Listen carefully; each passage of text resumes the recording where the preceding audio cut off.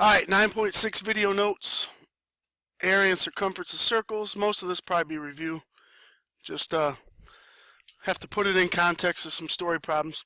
So real quick, I want to break down parts of a circle, and I may go into a little bit more detail than we need for this lesson, just because after this chapter we go into surface area and volume, which is chapter 10, and then chapter 11 is all about circles, and that's where we officially finish as far as, you know, in our curriculum there.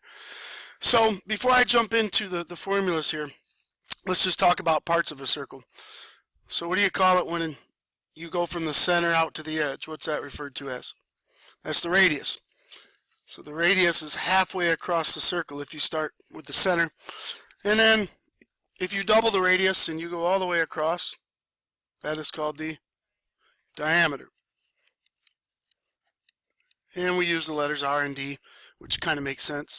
Now, if you're like a wannabe, you know, if you're a wannabe diameter and you kind of do something like this, you know, you go across, but you don't go through the middle, then you're referred to as a chord. This won't come up into this lesson, but it'll come up later on. And then the circumference refers to the distance all the way around. So for circumference, you can almost think of it as the perimeter. Except for perimeter, you add up all the sides, and in a circle, you can't add up the sides because it's curved all the way around. But it's the same concept. It's the distance around a circle. So area of a circle is pi times the radius squared. So whatever the radius is, you square it, multiply it by itself, times by pi. Circumference, the way I remember circumference is you pretty much just take this 2 and you put it in the center, in the front of it. So it's 2 times pi times r. So, or because 2 r's is the same as the diameter, you could also treat it as just pi times d. So either one of those formulas work, depending on what you like. And kind of where that came from was back in the Greeks, and they were studying circles, and they were measuring like the distance around and the distance across. And I think we talked about this earlier this year, but pi is really just a ratio. That's where it came from. There's nobody that said, hey, let's just make up this symbol and say it's worth 3.1415926, blah, blah, blah, blah, blah. You know, pi goes forever. It doesn't stop. But it's a comparison of two numbers. It's the ratio where any circle, if you take the distance around and you divide it by the distance across, at first they thought it was 3. It seemed like that was a property of a circle, that the distance all the way around is 3 times the distance across. But as they got a little bit better with tools, they realized it was a little bit more than 3. It's like 3.14, and then as technology gets better, we get more and more and more digits. So pi is really the ratio of the distance around, which is circumference, divided by diameter. So this was the original concept that came about. Pi was just a relationship between those two measurements. And then from that, you can calculate circumference, because if you want to find out how long C is, you just times both sides by D, and then you have C equals pi times D. And then since D is 2 r's, you know, you get this one as well. So whatever one you want to use, you're more than welcome to. Area of a circle, you're forced to use radius. There's no diameter can be plugged in there anywhere. That's very useful. All right. Enough talk. Let's jump into get our hands wet. Some problems here. So the place, Charles de Gaulle, I don't know. It's a large road junction in Paris whereby 12 different avenues, so 12 streets kind of come together and meet in the middle. The diameter is 240. So the drawing's kind of hard to see up here on this board. But I draw a circle, and I know the diameter is 240 meters. How far would you walk if you walked all the way around the edge? So what is that asking? Riley? It's asking for the circumference. So this right here really says, hey, what is C? So since this is the diameter right here, I might want to use that equation. I might want to say, hey, the circumference is pi times the diameter. Now, if you want to leave it as an exact value, you just write 240 pi. We pretty much always put the pi at the back of the number, kind of like a variable. So I could say it's 240 pi, or we could say it's about, because now we got to round it off somewhere. And now I'd punch it into my calculator. I pretty much always am going to use the pi key as opposed to typing in 3.14. Most of you guys have a calculator with that key, so this is a little bit more accurate. But 753.98 roughly meters. And that makes sense. You know, on a multiple choice test, I might not even do that. I might just take 240, times it by 3, and then know the answer is a little bit bigger than that because of the 0.14. So a lot of times on the ACT, SAT, I don't even have to touch the calculator. I can just ballpark it by going a little bit bigger than 3. And then the next question says, what is the area? So area is pi times, and I got to do a little bit of work. You know, if the diameter is 240, I have to divide that by 2, and I find out that the radius is 120. So if I do that exact, you know, 120 times itself, 12 times 12 is 144. Add a couple zeros. I think it would be 14,400 pi. And I'm not going to go ahead and get the decimal, but we could get the decimal if we wanted to. So you guys just got to be aware on the test whether or not the choices have decimals or whether they have pi's. So sometimes you don't have to go all the way to the end. All right, number 2, there's a crater. I'm not exactly sure where that was from. I kind of stole these off the internet. But there's a crater that was formed when a meteor crashed into the Earth. It is believed that this is the meteor shower that made the dinosaurs extinct. Has a radius of 55 miles. So that's pretty far. Where would that be from here? So 55 miles would be somewhere like, you know, from here to Jackson. I mean, that's the radius of this hole, something that came down and smashed the Earth. So work out the area and circumference. I'm not even going to draw the picture for this one. Once I have that, I should be able to rock and roll. So area is pi times 55 squared. I think I got a trick for 55 squared. Anytime you have something 5 squared, it ends in 25. And then you take the first number and you multiply that by the next bigger number. So 5 times 6 is 30. So I'm pretty sure it comes out to be 3025. I think. 55 squared. Yeah, 3025. Which makes me a little bit nervous about that 120 squared. No, I guess that was right. Sure. Did we forget something in your order today, sir? We'll make it up to you. So, kind of expanding on that trick. So if somebody said, hey, what's 75 squared? It ends in 25, and then you go 7 times the next bigger number, 7 times 8. So that's just a little trick that works with a number that ends in 5, and if you want to square it. Pick up little tricks over time. Circumference, 2 pi r. So 2 pi 55. 255 is 100 pi. And I'm pretty much not messing with decimals just for time's sake, because I assume we can slap those in the calculator. All right, moving on to 3 and 4. So we got a big old rainbow here. Rainbows are a natural phenomenon formed when light rays pass through raindrops, split into the color we associate with the rainbow. The diameter of the rainbow is 1.2 kilometers. So that right there is 1.2. Work out the perimeter covered by the rainbow and the ground. So the perimeter covered by the rainbow and the ground basically means I got to find out how long this is, and then I got to add the blue to it. So it's kind of like I need that plus this. So we got to kind of work that out. This one's, there's a little bit of a tweak to it. So the blue we know, I can just put that in there. That's 1.2 kilometers. How am I going to get the red? Just circumference? Yeah, so I got to do, for this rainbow, I got to do the circumference divided by 2. So let's crank out the circumference. The circumference is 2 pi r, or I could just use d here, pi d, 1.2 pi. But I got to chop that in half because that would be all the way around the circle. So cut that in half, and it looks like it would be 0.6 pi. Now, sometimes on the ACT or SAT, they'll leave the answer like that. That's the exact answer. You really can't get any better than that as far as for exactness. But if I want to go ahead and punch it on my calculator and get the decimal, which might be a little bit more useful depending on what you're doing, 0.6 pi plus 1.2 equals, it's about 3.08 kilometers. You can't, it's kind of like an x. You can't add like 0.6x plus 1.2 and call it like 1.8 something. You're not allowed to do that. So the same things with pi.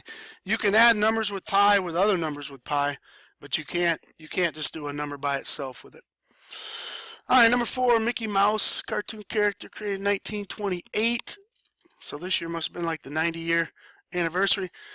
The diameter of his ears, so I better start drawing this.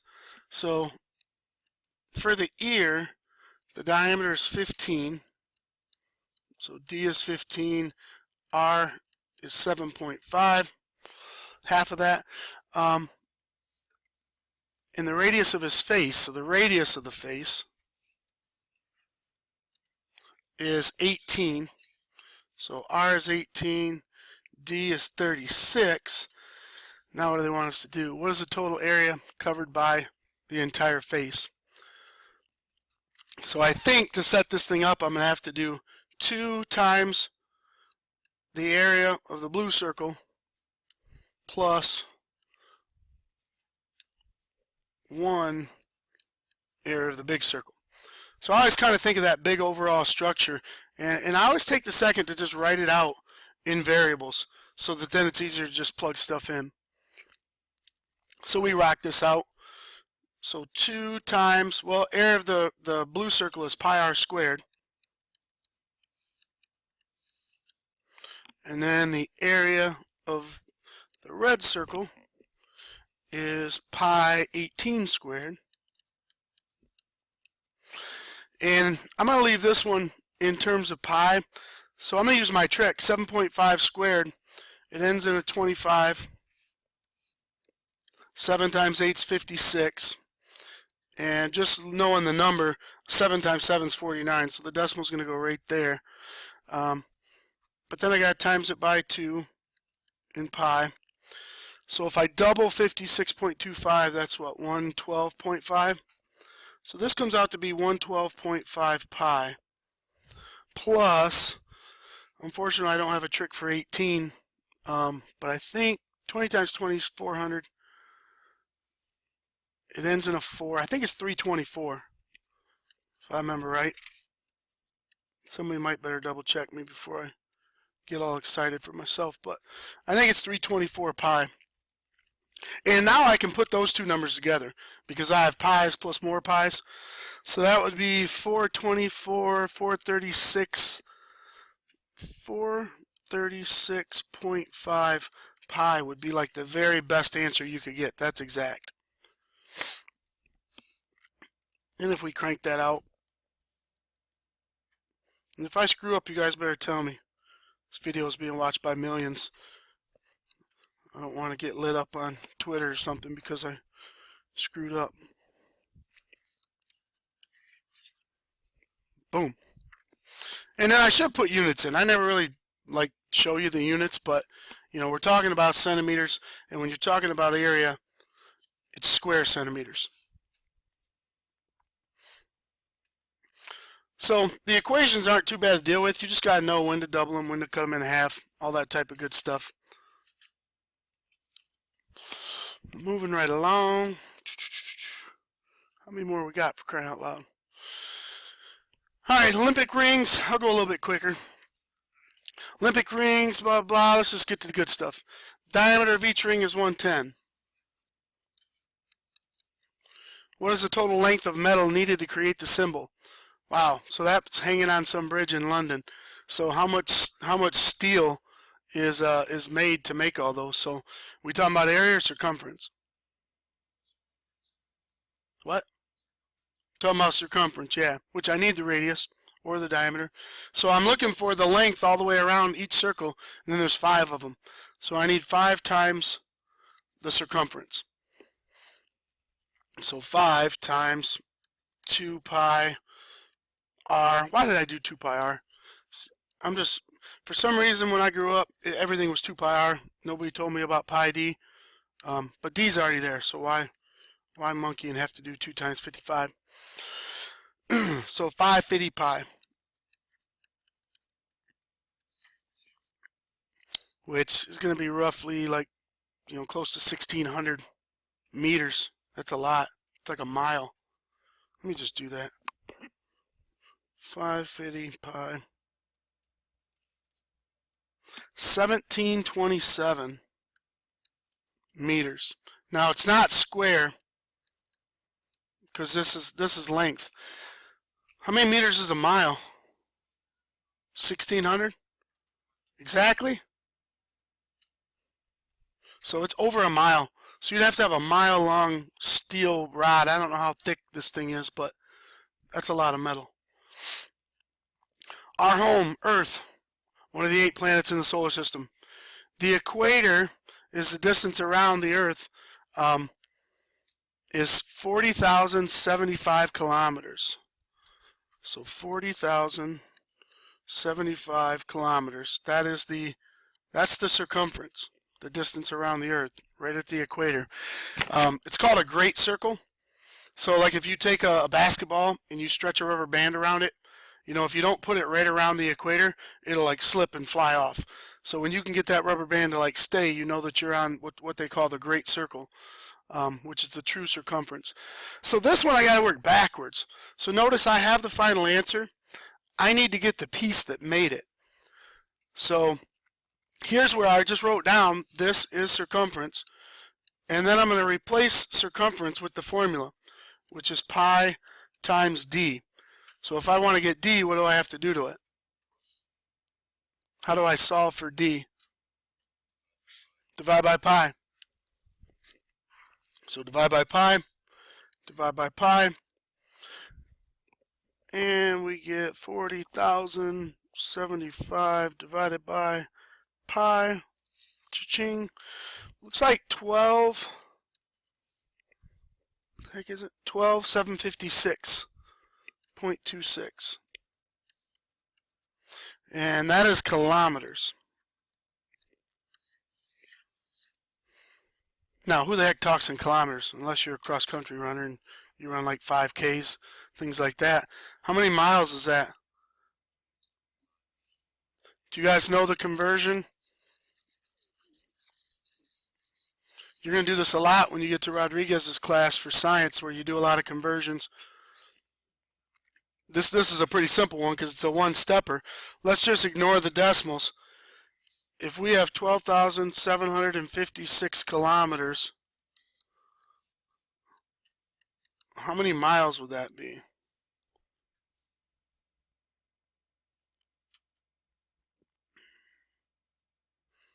Do you guys know how many kilometers are in 1 mile?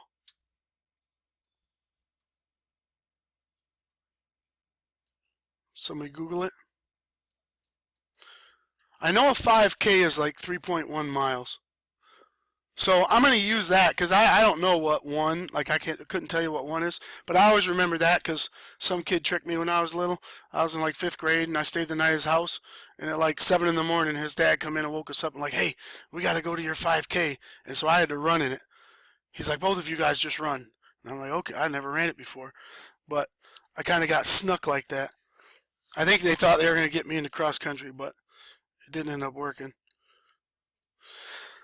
So I have 12,756 kilometers, and I'm just going to put it over 1 because I need a fraction here. And to fix this, the conversion is I want miles, so I need to get rid of kilometers. So I pick a conversion that I know, and I make sure these units are on the bottom. So I know that 5 kilometers is roughly 3.1 miles. So this is basically 1. Those two are equal to each other. And so what can happen now is I can cancel out my units and multiply straight across, and I can figure out the miles on this. So 12,756 times 3.1 equals, I get 39,543.6 divided by 1 times 5 is 5.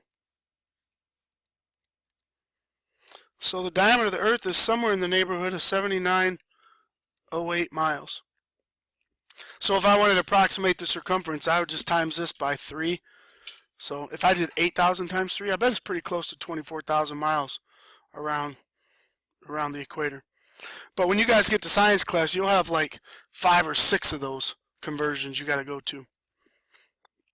Maybe if we have time before we leave, I'll do a softball example to see how many miles per hour people are pitching.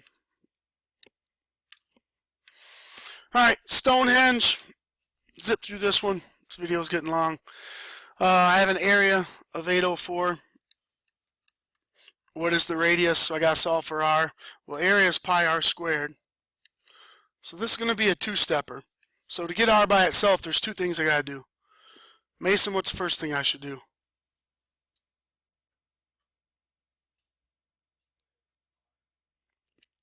Well, I don't want to take the square root of r just yet. You know, if I had to do order operations, I would do exponents first and then times by pi. So to undo that, I do it in the exact opposite direction.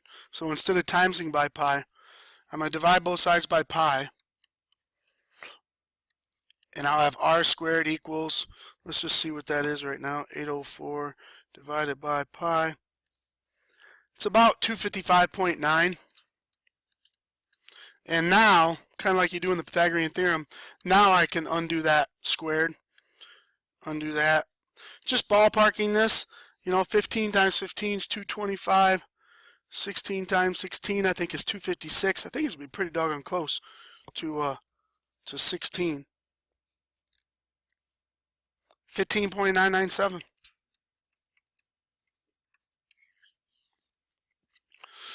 Alright, finally we've finished with some food. Pizza. How many more square inches is a large 14-inch versus a medium 12-inch? Just on the surface, it looks like the large is, you know, a little bit bigger than the medium. But I think we're going to find out it's quite a bit bigger. So square inches means find area. So basically we have a pie here that's 14 inches across. And then we have a little one that's 12. And we do the 2 areas. So area is pi radius squared. This one is pi radius squared. And let's just leave exact values here. So that's 49 pi. This is 36 pi. It says, what is the percent increase from a medium to a large? This is tough. Percent increase is a little bit tougher. Maybe I'll crank those out just so we get some normal numbers and don't scare you away with the pies. So this is, let's just call it 154. So you think about a square inch is about the size of a postage stamp. You know, a 14-inch pizza is about 154 1 square bites. If you eat that little dinky of a bite. My bites are a little bigger than that. And this is 113 square inches. So quite a bit bigger as far as area goes.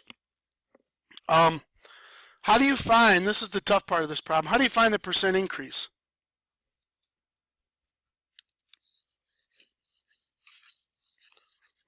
So just a little quick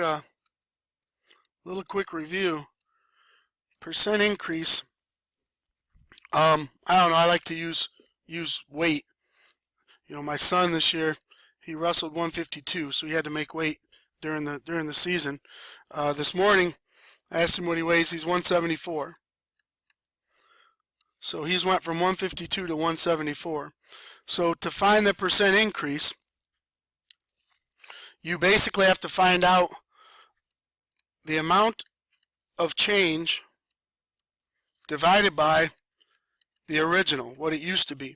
And you could do this with gas prices, you could do it with milk prices, you could do it with whatever. So it looks like he's changed. He put on 22 pounds since December. I think the last time he had to weigh in was December 27th before he got hurt. So he's gained 22 pounds and he used to be 152. So 22 divided by 152. He's increased about 14.5% of his body weight in the last 4 months. So that's how you find the percent change. Thank you, Miss Williams. You're making a cameo in the video. So back to the pizza. How much did the pizza change? Well, we're going from the medium to the large. So we added 41, first football number. It's always a good number. We added 41 square inches, and it used to be 113. That was the original. So 41 divided by 113 is, holy smokes. So when you buy a large pizza, you have an increase of 36% of the amount of pizza that you get. So then you'd have to analyze the prices. You'd have to look at the price here and the price here and see if does the price go up 36%. Probably not. Normally you buy the large, it's cheaper per square inch. All right, notes are done. See you.